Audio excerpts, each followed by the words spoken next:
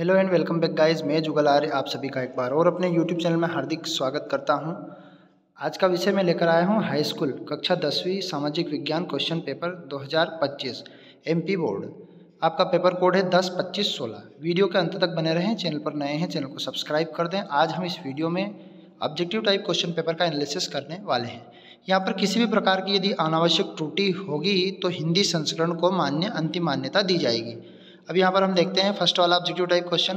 Brazil में Rio de Janeiro पर्यावरण विकास सम्मेलन कब हुआ था? तो ये हुआ था जून 1992 में, जो कि रियो डी जेनेरो ब्राजील में इसका सम्मेलन हुआ था। सेकेंड वाला देखते हैं, छोटा नागपुर के क्षेत्र की मुंडा और स्थान जनजाति किन पेड़ों की पूजा करती है? तो महुआ और कदम्ब की वो पूजा करती है। नेक्स्ट देखते हैं थर्ड वाला, भारत की एक बड़ी जल संसाधन परियोजना महाराष्ट्र, गुजरात एवं राजस्थान में सम्मिलित है, तो वो आ जाएगी आपकी सरदार सरोवर बांध वाली परियोजना। नेक्स्ट की तरफ आगे बढ़ते हैं। यहाँ पर भारत की मुख्य खाद्यान्न फसल में आती है, तो वो धान आती है भारत की मुख्य खाद्यान्न फसल में। महात्मा गांधी किस प्रसिद्ध पुस्तक जो महात्मा गांधी की थी वो हिंद स्वराज्य एक महात्मा गांधी द्वारा लिखी गई एक प्रसिद्ध पुस्तक थी। HDI का अर्थ होता है मानव विकास सूचकांक, यानी कि ह्यूमन डेवलपमेंट इंडेक्स। ये इसका आंसर सही रहेगा। रिक्त स्थान की पूर्ति करते हैं।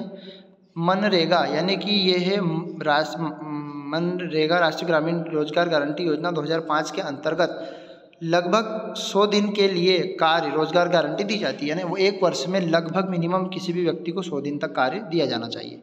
कृषि जो है प्राथमिक क्षेत्र के अंतर आता है। मध्य प्रदेश का एक राष्ट्रीय उद्यान का नाम, तो कान्हा किसली, यानी मध्य प्रदेश के 9 राष्ट्रीय उद्यान में से कोई सा भी लिख सकते हैं। उसने ऐसा नहीं पूछा है कि प्रथम, तो बांधवगढ़, उमरिया, जो भी आप लिखना चाहते हैं मध्य प्रदेश के राष्ट्रीय उद्यान का नाम लिख सकते हैं। सन 1948 में श्रीलंका का जो स्वतंत्र राष्ट्र बना था 1948 में, और 1947 में भारत, तो यानी कि इसका आंसर रहेगा 1948। सरकार 2 या अधिक स्तरों वाली होती है, तो संघीय सरकार 2 स्तरों वाली होती है। अब छठा देखते हैं, अफ्रीका में 1890 में रिंडरपेस्ट पहला, यानी कि ये एक पशु रोग है। बहुत सारे बच्चों ने इसका संक्रमण किया है, तो संक्रमण तो फैलता है लेकिन ये रोग है पशु रोग, तो इसका सही आंसर रहेगा पशु रोग। और किसी बच्चों ने पहला पशु रोग भी लिख दिया है, तो वो भी सही है, क्योंकि ये शुरुआत में जब ये रोग आया था तो पहला पशु रोग ही हुआ था, तो इसलिए इसको पशु रोग कहा जाता है। अब सत्य की बात करते हैं।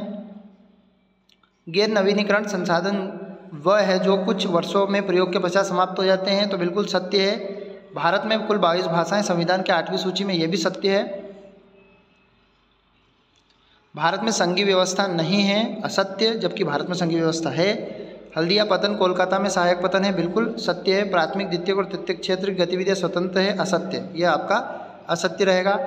अब नेक्स्ट की तरफ देखते हैं। मुद्रा के आधुनिक रूप में करेंसी कागज के नोटों और सिक्के शामिल है, बिल्कुल सही इसका आंसर, एक्यूरेट आंसर रहेगा। अब जोड़ी की तरफ आगे बढ़ते हैं।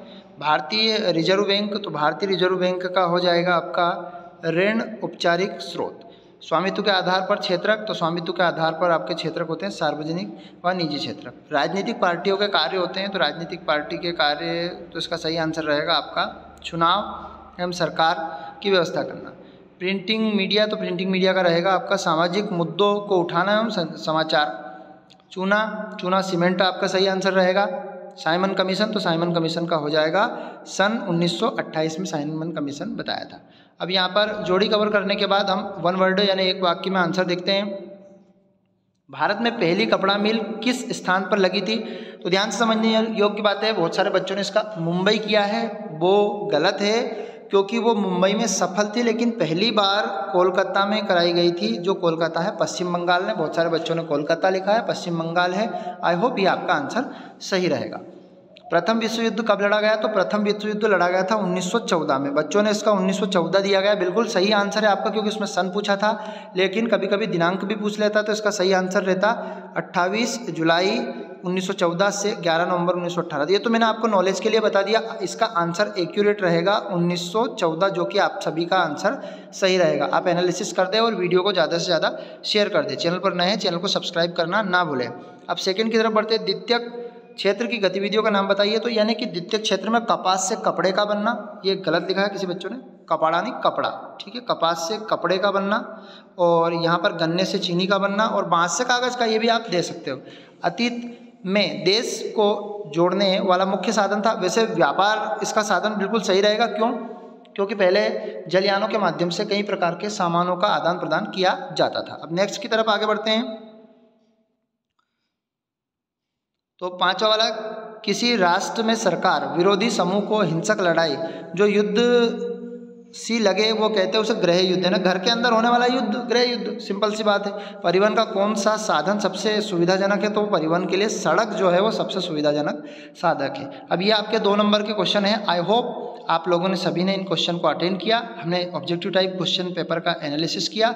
यदि आपको इन क्वेश्चन पेपर की आंसर की आवश्यकता है तो हमें कमेंट बॉक्स में आप बता सकते हैं।